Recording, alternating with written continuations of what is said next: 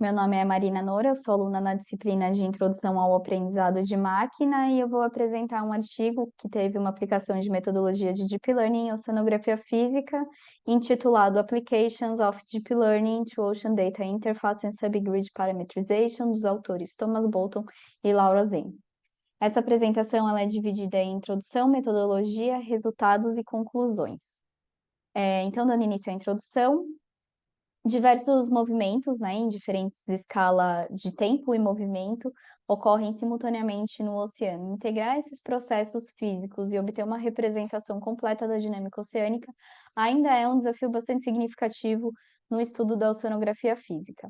Aqui eu destaco os vórtices de mesoscala e submesoscala, que na verdade não está representado nessa figura, mas esses processos eles são fundamentais para o entendimento dos processos físicos oceânicos no contexto climático, uma vez que eles dominam a energia cinética do oceano, exercendo assim um papel fundamental no transporte de propriedades como o calor. A integração desses movimentos de média escala com os movimentos de larga escala são especialmente difíceis devido às limitações dos dados oceanográficos e também dos modelos numéricos. Os dados observacionais, eles possuem grande espaçamento no tempo e no espaço, sendo capazes de representar movimentos de escalas a partir de 100 quilômetros. Além disso, as séries temporais são muito curtas para avaliação de alguns processos físicos no contexto climático. Já os modelos numéricos, apesar deles permitirem a realização de experimentos em longos períodos de tempo, eles possuem limitação espacial. O custo computacional para os experimentos globais, eles tornam necessária o aumento da grade espacial desses modelos, que atualmente, em sua grande maioria, possuem uma resolução da ordem de 100 quilômetros. Então, eles não resolvem numericamente esses processos de menor escala, os quais são parametrizados. Nesse contexto, então, o desenvolvimento atual dos complexos algoritmos de aprendizado de máquina, os quais já vêm sendo aplicados em diversas áreas do conhecimento, também surgem com um grande potencial para integrar os experimentos numéricos e ajudar a melhorar as representações dos processos físicos não resolvidos numericamente. Nesse contexto, então, eu escolhi esse artigo, que teve como objetivo avaliar um algoritmo de Deep Learning, o Convolutional Neural Network, na generalização dos processos físicos de mesoescala. Nesse estudo, eles construíram um modelo idealizado que representa uma área de giro subtropical, que são essas feições presentes nas grandes bacias oceânicas e que tem como característica marcante a presença dessas correntes de contorno oeste, que são altamente energéticas e turbulentas, onde nós observamos a presença dos meandros e vórtices de mesoescala. No entanto, esse modelo ele é idealizado e ele não tem a representação dos continentes, apenas a representação dos fluxos através dos campos de função de corrente.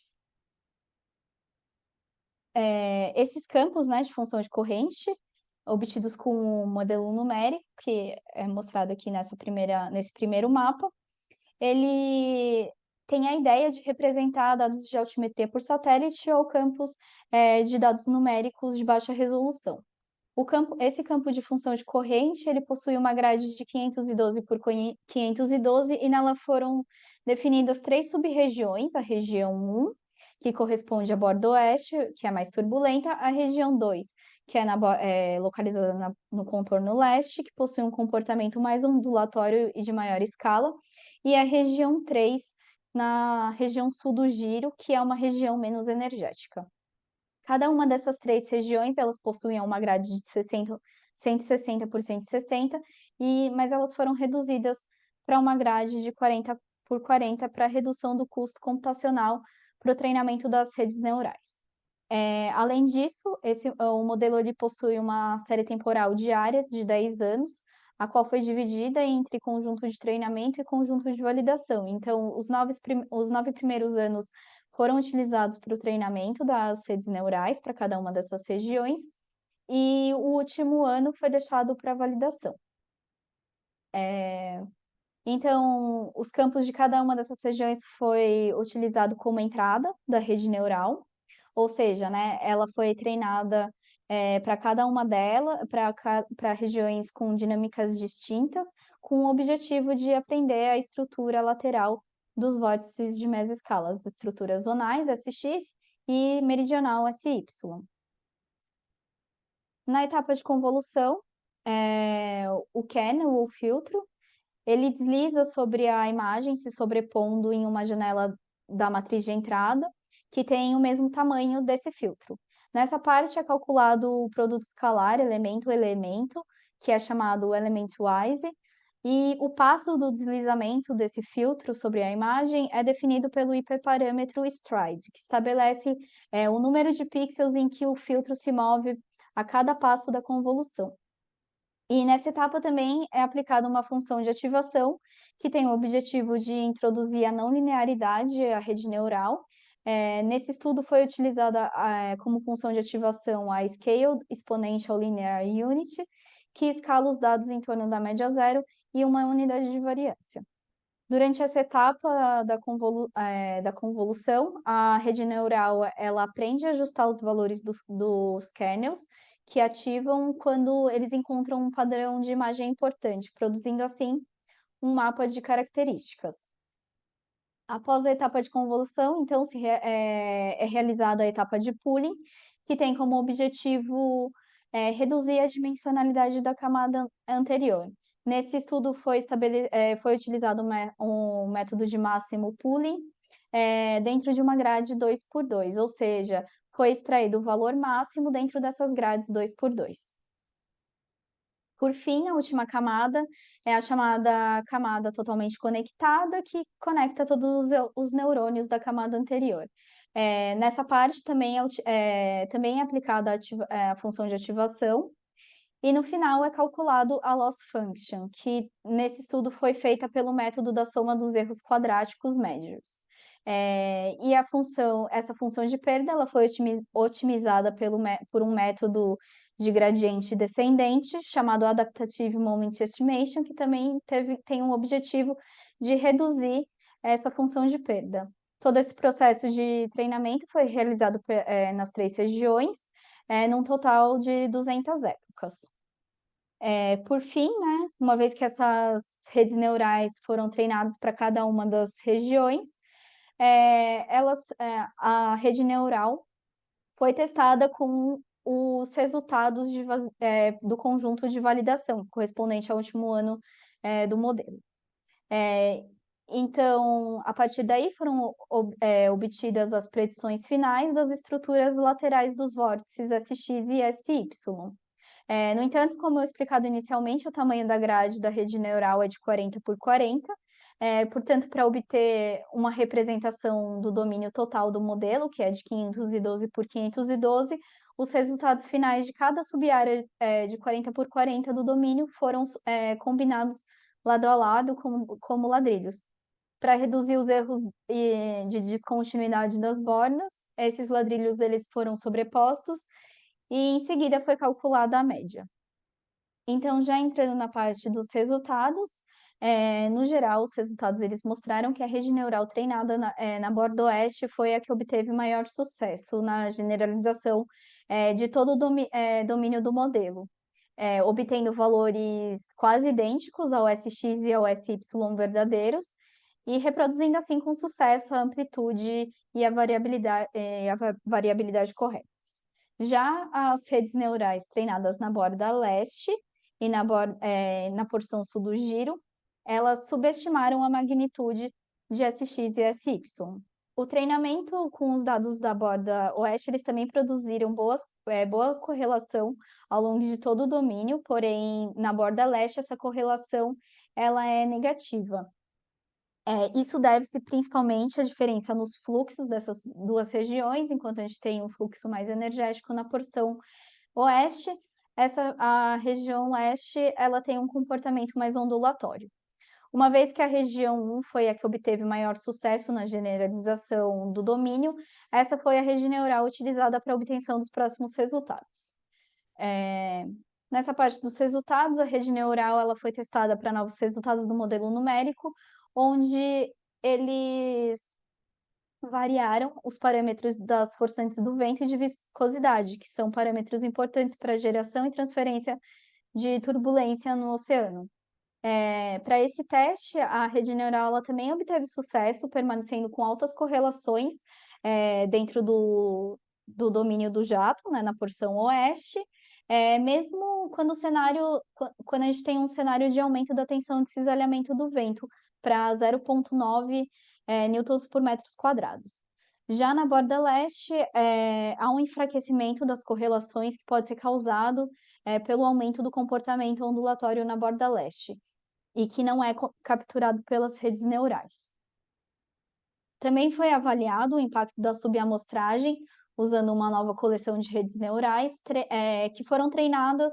Foi construído um input a partir da seleção aleatória de alguns pontos dentro da grade 40 por 40, que foram posteriormente interpolados através de uma interpolação cúbica para a obtenção de uma grade de input 40 por 40 da rede neural. Usando, então, essas redes neurais treinadas com dados subamostrados, foi calculado o erro quadrático médio com o último ano, né, correspondente aos dados de validação em todo o domínio. Os dados de validação, eles não foram subamostrados. E o resultado, ele mostra que, mostrado aqui nessa figura, ele mostra que o erro quadrático médio, ele aumenta significativamente quando os pontos subamostrados ficam abaixo de 10%. Nesse mapa espacial do treinamento da rede neural com 18,75% de dados subamostrados mostram diferenças muito pequenas em relação a esse outro mapa em que a rede neural foi treinada com 100% dos dados. Por fim, né, um ponto importante da aplicação de metodologias que queiram representar processos físicos é que eles respeitem as leis de conservação físicas. No caso das redes neurais, apesar delas terem reproduzido corretamente a amplitude e a variabilidade das características laterais dos vórtices, os resultados previstos eles não respeitam a lei de conservação.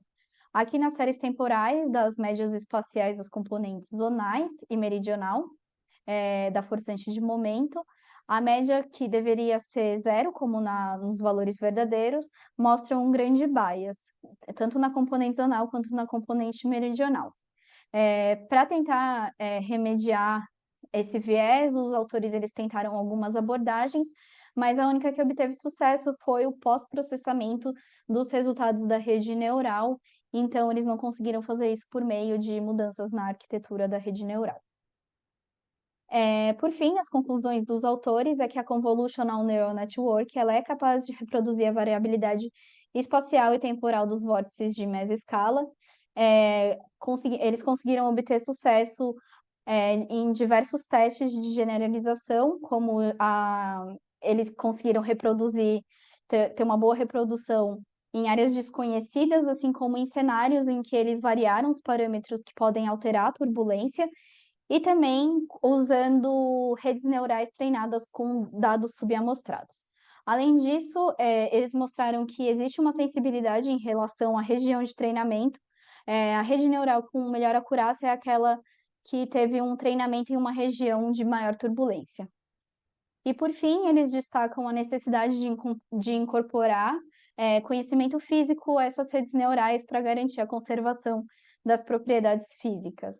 E as minhas considerações finais desse artigo, ele mostrou resultados bastante promissores para melhorar a precisão de observações espaçadas e interpoladas, assim como de resultados de simulações numéricas de baixa resolução. No entanto, é importante fazer algumas considerações. Primeiro, que foi utilizado um conjunto de treinamento idealizado em que nós não temos a presença dos continentes, e como é uma metodologia que se baseia na análise de imagens, é importante ressaltar que a aplicação desse método em dados reais deve-se levar em consideração o tratamento dos pixels dessas áreas para que elas não sejam incorporadas nos cálculos. Outro ponto importante é que os autores eles ressaltam a necessidade de incorporar conhecimento físico a essas redes neurais, o que aumentaria a complexidade delas, e também o custo computacional. Portanto, é necessário investigar as vantagens da implementação de algoritmos de Deep Learning em relação à implementação de modelos numéricos de alta resolução e que atualmente vêm sendo desenvolvidos em escala global. Com isso, eu finalizo a minha apresentação. Essas foram as referências utilizadas nessa apresentação. E é isso. Muito obrigada.